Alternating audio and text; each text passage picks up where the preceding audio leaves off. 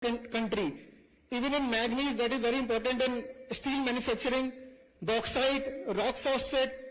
In order to achieve self-sustainability, the rock phosphate is used in making of fertilizers. That is very important. We have 29% of the national reserves and 26% of the country's production.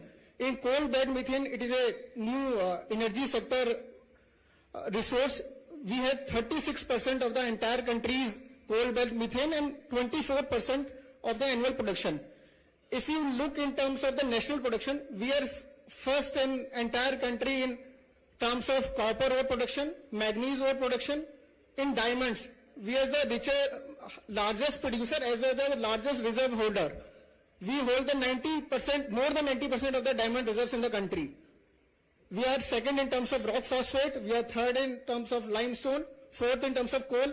In fact, if you talk about the other minerals like dolomite, fire clay, pyrophyllite, diaspore, we are the leading producer even in small important ingredients of chemical processes like molybdenum. We hold around 29% of the country's reserves. This is the entire geographical map of Madhya Pradesh. I'd like to start with the easternmost side. The Singrauli is the leading producer in terms of coal, gold and iron ore. We have recently, there are 4 gold mineral blocks that are under process, and we will be having self-sufficiency in terms of gold reserves also. Shahdol, Anuppur and Umaria are important for coal, coal bed methane. CII एक report बनाए logistics पे, एक report बनाए skilling में, और जो कुछ ideas थे ऑन इंटीग्रेटेड रूरल हेल्थ, क्योंकि आज मध्य प्रदेश में road connectivity is very good and digital connectivity is very good. We can make it around cluster of villages. So he's very open and immediately said, yes, I want all these suggestions and please come forward and give me all the suggestions. So it is this kind of proactivity, I think, that gives a lot of encouragement and energy to investors in Madhya Pradesh. And Madhya Pradesh has got very forward-looking industrial policies. And, they were very well articulated by the secretaries who came here.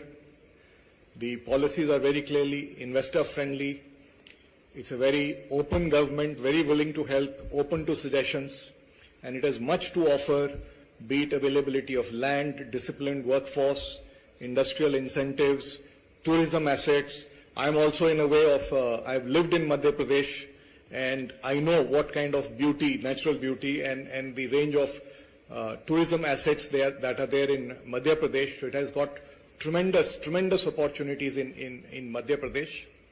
And some of the policies, which I know them because of our own investments and participation in Madhya Pradesh, are in fact amongst the best in the country. And given the other natural advantages of Madhya Pradesh, its location in the heart of India, rich natural resources, both mineral and agricultural. माननीय सदस्यगण, सभी उद्योगपतिगण, निवेशकगण, इस अवसर पर मध्य प्रदेश से आए सभी अधिकारीगण, पत्रकार साथियों, प्यारे मित्रों, मध्य प्रदेश से चलकर जब मैं यहाँ आया हूं तो ये सुखद संयोग है, वो झीलों की नगरी और आपकी आनंद की नगरी दोनों का बराबर तालमेल है. मैं आपका स्वागत करता हूं, अभिनंदन करता हूं. मैं स्वयं बाबा महाकाल की नगरी से आता हूं और आप महाकाली की नगर वाले हैं. सारे लोग महाकाली और महाकाल से इस सृष्टि का सृजन होता है, आनंद की वर्षा होती है, एहसास होता है. कभी कभी काल के प्रवाह में कई बार उथल पुथल का दौर है, जैसे सांस भी आती और जाती है, ये स्पंदन बराबर बना रहता है. और कितना सुखद संयोग है, कलकत्ता के निवासियों के लिए तो परमात्मा की विशेष कृपा है. जहां से 105 साल पहले हमारे स्वामी विवेकानंद ने भविष्यवाणी की थी कि 21वीं शताब्दी भारत की होगी, वो उद्घोष उनने तब कर दिया जब चारों ओर अंधकार था. और न केवल स्वामी विवेकानंद की बात है, आप कहीं से शुरू करो तो गुरुवर परमहंस रामकृष्ण परमहंस जी का ध्यान आता है. जिनने इस कर्मशील दुनिया में, हम सब कर्म प्रधान दुनिया के लोग हैं, वो खास करके भारत का मूल दर्शन कभी कभी ध्यान भटकता है। ध्यान भटकने का कारण कहीं न कहीं दूर से देखने वाले हमारे अपने सनातन धर्म को, हमारे दर्शन को अकर्मण्यता से भी जोड़ लेते हैं। हम बैठे रहेंगे, भगवान अपने आप दे देगा। तो भगवान के प्रति एक ललक पता नहीं कितने प्रकार के लोगों को कहां कहां भटकाती है। लेकिन मैं इस नाते से जरूर कह सकता हूं कि कलकत्ता वो धरती है जहां विवेकानंद ने भगवान की इच्छा जरूर जाहिर की कि मैं भगवान देखना चाहता हूं, लेकिन भगवान को देखने के बाद सच्चे अर्थों मनुष्य के अपनी पहचान दिलाने वाले परमहंस भी इसी धरती पर, इसी कलकत्ता से थे, जो कर्म के आधार पर दुनिया में मनुष्य को उस ललक की तरफ ले गए। हम कभी विवेकानंद का जीवन देखेंगे तो ध्यान में आएगा, जिनने अपनी तमाम पढ़ाई के बीच में भगवान को देखने की जिज्ञासा प्रकट की, लेकिन एक बार भगवान को देख लिया तो वो भगवा वस्त्र जरूर धारण करते रहे, लेकिन सच्चे अर्थ में वो मानव धर्म को समझते हुए उनने हमारे अपने कर्मों के आधार पर चल करके भारत के गरीब से गरीब आदमी के जीवन में बदलाव का संकल्प धारण किया। इसलिए रामकृष्ण मिशन की स्थापना की। आप उस स्थान के भी लोगों, मैं आपको बधाई देना चाहता। जाने अनजाने काल के प्रवाह में सरकारों के बीच जब हम अपने कुर्सी पे बैठते हैं तो दोनों पक्ष से हमारा संपर्क आता है। एक पक्ष आता है जो नीडी पर्सन है, जिसको आवश्यकता है, वो काम मांगता है, अपनी कठिनाइयों में मदद मांगता है, और एक पक्ष जो इसमें अपना रोल अदा करता है। लेकिन जाने अनजाने पता नहीं क्या होता है कि उद्योगपतियों के प्रति सरकार की दृष्टि टेढ़ी रहती। मैं उसकी बात से सहमत नहीं हूं, मैं उसको सीधा करना जानता हूं, मुझे सीधा करना अच्छा लगता है। उद्योगपतियों के साथ खड़े होकर के अगर विकास के कारवां में सरकार खड़ी नहीं रहेगी तो कहां खड़े रहेंगे? सरकार को तो इसमें बराबरी से साथ देना पड़ेगा। सरकार को उद्योग और निवेशकों को आमंत्रित करना पड़ेगा। हमारे इस देश के अंदर यशस्वी प्रधानमंत्री का मैं अभिनंदन करता हूं, यशस्वी प्रधानमंत्री श्रीमान नरेंद्र मोदी जी का, जिनके कारण से पूरा देश केवल 10 साल के छोटे से समय में कहां 11वें नंबर पे थे, कहां 5वें नंबर पे आ गए दुनिया के अंदर अर्थव्यवस्था में। एक बार अभिनंदन करें माननीय नरेंद्र मोदी जी का। भारतीयों में कोई कमी नहीं है, उनकी युक्ति, बुद्धि, क्षमता, योग्यता, सभी प्रकार के काम को करने कराने के लिए। लेकिन काम को करने कराने के लिए ये जो शासन की अम्ब्रेला है, शासन की जो छतरी है, इसकी अनुकूलता भी चाहिए। कभी कभी छतरी ऐसे रखना चाहते हैं और पानी को उल्टा तरफ ले जाने के बजाय छतरी उल्टी करके हम चाहते हैं कि पानी हम पे नहीं आए। ये कैसे हो सकता है? ये तो हमको समझने की जरूरत है। शासन के अंदर शासन के सभी अंगों को चलाने के लिए, क्योंकि मैं जिस धरती से आता हूं वो सम्राट विक्रमादित्य की नगरी भी है, और हमारे यहाँ विक्रमादित्य की नगरी अर्थात उज्जैन ये 2000 साल पहले भी सुशासन के लिए जानी जाती थी।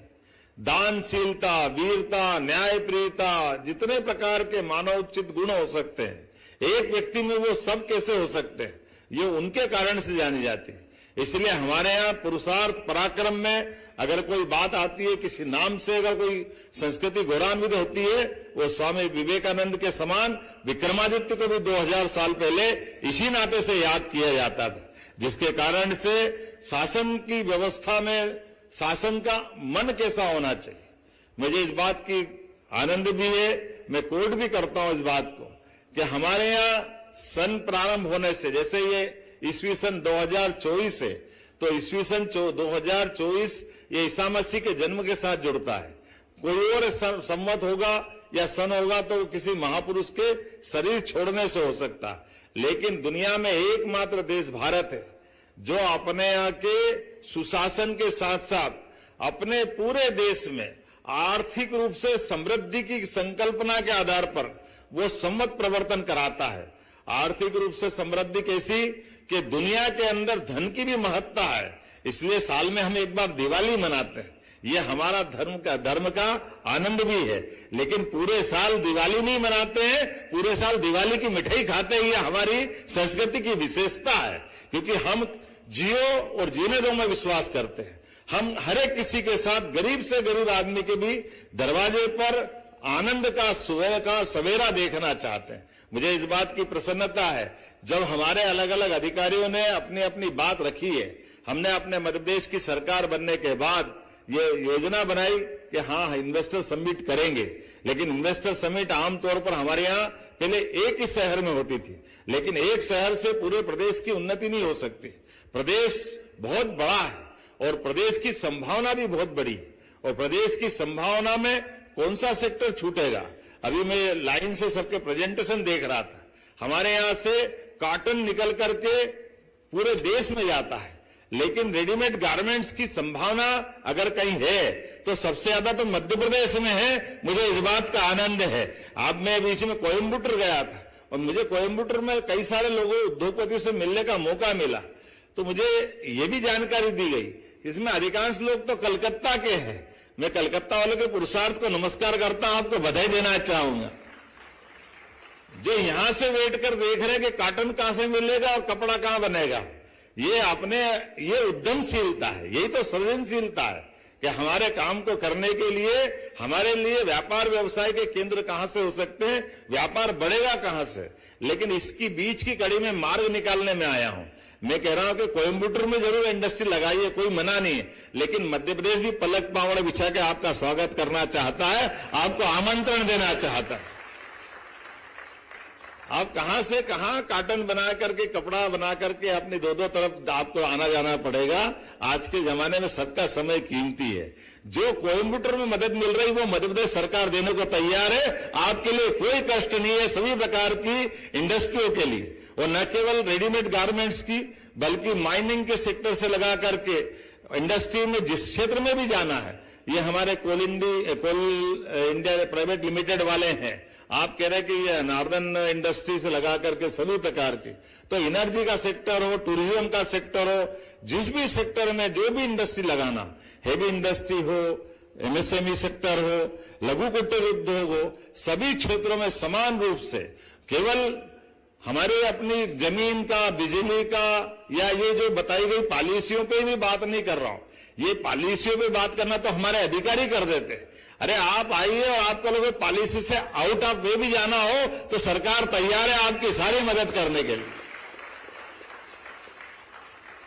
तो जब हमको काम कराना ही है तो काम कराने के लिए हमारा मन भी बड़ा करना पड़ेगा, और जब मन बड़ा करेंगे तो मार्ग निकलेंगे। क्योंकि आगे पीछे परमात्मा ने आपको अगर मौका दिया है तो मुझे भी मौका दिया है, और आपका और मेरा मौका मिलकर के न केवल मध्य प्रदेश, मैं ऐसा नहीं कहता कि कलकत्ता या बाकी राज्यों में आप काम बंद कर दीजिए, जहां आप काम कर रहे हैं वहां जरूर करिए, लेकिन काम को, आयाम को रोकिए मत। ये परमात्मा की दया है, उनने आप में प्रतिभा दी है, क्षमता दी है, योग्यता दी है, अवसर दिया है। इस अवसर को पहचाने और यशस्वी प्रधानमंत्री के नेतृत्व में हम जहां भी हैं वहां से 10-10 गुना आगे बढ़े और 10 प्रकार के काम करें। इसी प्रकार से काम करते जाएंगे तो मुझे लगेगा कि अपनी आज की हमारी ये मीटिंग सफल हुई। मेरी अपनी ओर से पुनः आपको सबको निमंत्रण है, और मैं तो काल की नगरी से आता हूं बाबा, महाकाल की नगरी से आता हूं। महाकाल को महादेव के नाते से जानते हैं। महादेव का अपना महादेव वाला स्वरूप तो हम सबके लिए आशीर्वाद वाला है ही, लेकिन सच्चे अर्थों में वो जन्म से मृत्यु के बीच का सबका समय नियत है, इसका इंगित करने वाले देवता भी है। अर्थात समय सदैव सबके लिए मिला है। ये हम पे है कि हम समय का सदुपयोग करें, और हम और भाग्यशाली हैं जब यशस्वी प्रधानमंत्री तीसरी बार सरकार बना करके भारत को तीसरी अर्थव्यवस्था में ले जाना चाहते, और हम और आप मिलकर के सभी राज्यों के साथ, भारत के साथ कदम से कदम मिला करके मध्य प्रदेश भी उनके नेतृत्व में चलना चाहता है।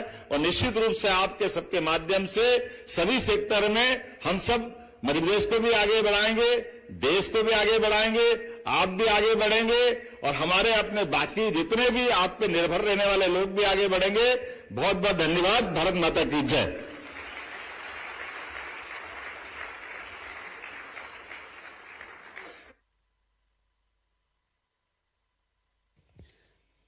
Thank you so much sir.